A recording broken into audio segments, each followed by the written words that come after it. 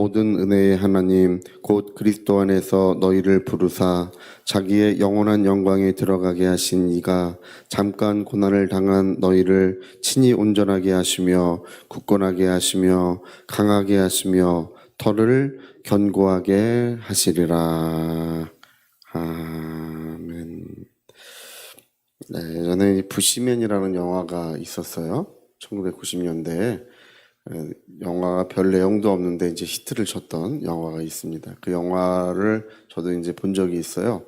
그게 어떤 그 비행기가 이제 아프리카의 마을을 이제 지나갑니다. 이제 작은 비행기 하나가 프로펠러를 돌리면서 아프리카 마을을 지나가다가 그 비행기를 탑승한 사람들이 이 콜라병을 하나 밑에 떨어뜨려요. 콜라를 다 마시고 이 콜라병 그거를 하나를 이렇게 밖으로 던져요. 그게 이제 위로부터 떨어져가지고 어떤 문명이 들어가지 않은 어떤 마을에 콜라병이 하나가 뚝 떨어지는 것입니다. 그래서 이 부시맨들이 이제 그 콜라병을 들고 이게 도대체 뭐 하는 물건이냐 도대체 알 수가 없는 거예요. 그걸 가지고 이리도 써보고 저리도 써보는데 이게 뭐 하는 물건인지를 모르니까 이제 한참 이제 자기들끼리 고민하다가 이제 결론을 내요. 뭐라고 결론을 내냐 하면 이것은 하늘로부터 떨어진 물건이기 때문에 신의 물건이다. 뭐 이렇게 이제 결론을 내요. 그래서 이제 그런 내용들을 이렇게 보면서 느끼는 바가 있습니다. 사람들은 하나님께로부터 온 그 역사가 무엇인지를 잘 몰라요. 이게 도대체 무슨 일이 일어나고 있는지를 제대로 알지 못하는 것입니다. 그래서 왜 하나님은 만물을 창조하시고 왜 하나님은 우리 인생들을 이렇게 창조하셨는지 도저히 알 길이 없어요. 이 부시맨이랑 뭐 별반 다를 게 없습니다. 왜 이렇게 돼 있는지. 근데 왜 하나님께서 만물을 창조하시고 왜 사람을 창조하셨는지를 기록한 책이 제대로 기록한 책이 에베소서예요. 에베소서는 에베소 3장 9절에 만물을 창조하신 하나님 속에 감춰졌던 모든 비밀한 것들이 이제 하나님이 계시로 알게 하셨다고 이렇게 기록하고 있는데요. 그게 이제 AD 62년경인 것 같아요. AD 60년에서 62년경 그 2년 사이인데 60년경은 아니었을 것 같아요. 60년경은 이제 가이사랴에 바울이 가이사랴 항구에 구금돼 있었습니다. 그러니까 구금돼 있었을 때에 만약에 그 계시가 있었다면 곧바로 거기서 썼겠죠. 근데 거기서가 아니라 로마 감옥 AD 62년경이었을 것 같아요. AD 62년경에 쓰여진 에베소서의 말로 왜 하나님이 모든 만물을 창조하셨고 왜 우리 인생들을 창조하셨는지를 아주 신랄하고 직접적으로 기록돼 있어요. 근데 이제 읽어도 이제 또 잘 모를 수는 있어요. 그러니까 읽어도 잘 모르는 분들이 있을까봐 저 같은 사람이 있는 거예요. 그걸 이제 잘 풀어서 가르쳐 준 사람들이 있습니다. 이 베드로전서는요, 이 에베소서를 참고로 쓰여진 책입니다. 이 베드로전서는 이제 바울이 에베소서를 기록해서 편지를 보내고 이 베드로후서에 보면 바울의 글 중에 알기 어려운 것도 있다. 성경을 억지로 풀어서는 안 된다고 이렇게 이야기를 합니다. 이 바울의 전작의 글, 에베소서의 글이 이 베드로전서의 모든 구성에 그대로 드러나 있습니다. 그래서 베드로전서는 아예 만물을 창조하기 전에 하나님의 아들이 피 흘리기로 이미 작정된 분이시다. 이렇게 나와요. 베드로전서는. 피 흘리기로 작정된 분이시고 베드로전서 1장 그 3절인가 거기 4절 뭐 5절 그 내용 보면요.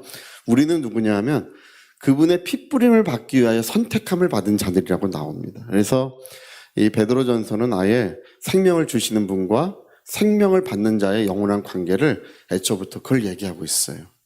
모든 만물이 있기 전에 예수 안에 있는 영원한 생명을 우리에게 주시기로 작정돼 있었고 우리가 아직 존재하기 전이에요. 지음을 받기 전에 우리를 위해서는 바로 생명이 준비되어 있었던 거예요. 예수님 안에 있는 생명이 준비되어 있었던 것입니다. 그리고 말세에 그분은 이제 작정된 뜻을 이루기 위하여 우리 가운데 나타나신 분이시다. 이렇게 예수님의 성육신에 대해서 설명을 합니다. 그래서 예수님의 생명을 받은 자들은 하나님의 영광의 자녀가 되고 그리고 쇠하지 않고 썩지 않고 또 더럽혀지지 않는 영원한 나라를 상속받게 되는 거예요. 그래서 예수님의 생명을 받는 이야기와 하나님 나라를 상속받는 이야기가 이 에베소서와 동일하게 베드로전서에 기록되고 있습니다. 오늘도 우리가 읽은 말씀 보니까 모든 은혜의 하나님 곧 그리스도 안에서 너희를 부르사 자기의 영원한 영광에 들어가게 하시니라고 이렇게 말하고 있죠. 자기의 영원한 영광에 들어가게 하셨다. 이게 구원에 관한 이야기가 아니에요. 여러분, 복음서 자체에 구원에 관한 이야기가 거의 없다는 사실을 알고 계십니까? 복음서의 모든 말씀은 그문을 통하여 그 성에 들어가는 것을 기준으로 하고 있어요. 모든 비유들을 보면 다 똑같습니다. 그러니까 여러분, 구원이라고 하는 것이 하나님의 본연의 목적이 아니에요. 하나님의 본연의 목적은 하나님의 영원한 영광에 들어가게 하시는 것이 하나님의 본연의 목적이에요. 그래서 우리가 구원받은 자리에 머물러 있으면 안 되고요. 이 모든 만물을 창조하신 하나님의 뜻이 있고 우리 인생을 창조하신 하나님의 뜻이 있는데 그분의 뜻은 뭐냐 하면 예수님의 영원한 생명을 주셔서 우리가 거듭나게 하시고 그리고 이제 하나님의 사랑의 자녀로서 하나님의 나라를 상속받게 하시는 것이 하나님의 뜻입니다. 그래서 하나님의 영원한 영광을 주시는 이야기, 구원의 이야기인 줄 알았더니 에베소서와 골로새서와 여러분 요한복음도 에베소서를 전작으로 쓰여져 있어요. 사도 요한이 에베소의 담임 목사님으로 부임해가지고 쓴 책이 바로 요한복음이에요. 또 내용이 똑같습니다. 에베소랑 똑같아요. 근데 이러한 책들은 에베소서를 기본으로 해서 다 쓰여져 있어요. 구성이 똑같습니다. 그래서 오늘도 베드로전서를 보니까 예수 믿고 구원받아라 그런 얘기가 하나도 없죠.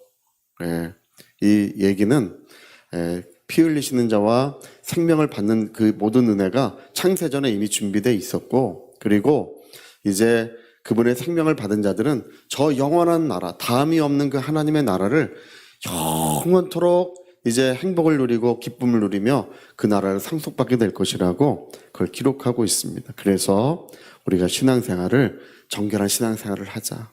하나님의 뜻대로 살아보자. 그 얘기를 하고 있는 것입니다.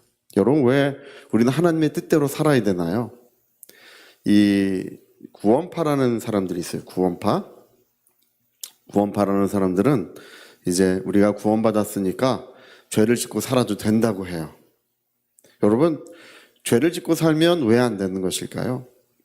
우리 왜 성령의 인도를 받고 살아야 됩니까? 왜 하나님의 뜻을 존중하며 살아야 됩니까?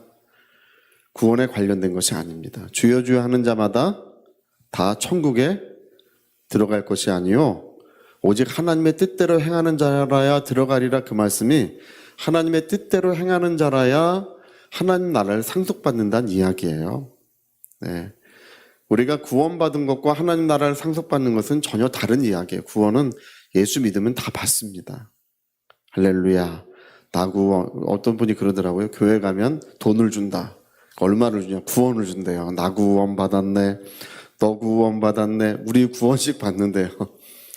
우리는 다 이제 구원을 받았어요. 근데 구원받은 사람들이 하나님의 뜻을 존중하고 또 성령의 인도하심을 따라 삶으로써 희고 깨끗한 세마포가 준비되어야 됩니다. 그리고 이제 그 문을 통하여 그 성에 들어가서 그 나라를 상속받는 그 영원한 영광에 들어가는 그 역사가 온전히 이루어져야 될 줄로 믿습니다.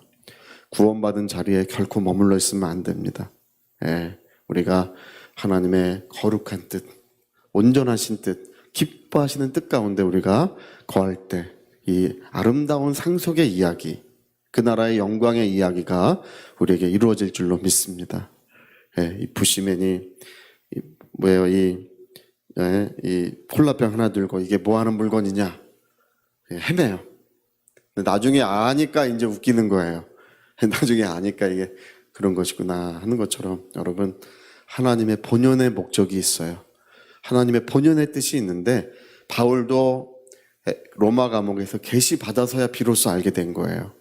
그래서 에베소서와 골로새서 그 이야기들이 쭉 기록되고 있는 것입니다. 하나님의 은혜가 충만하시기를 예수님으로 부탁드립니다.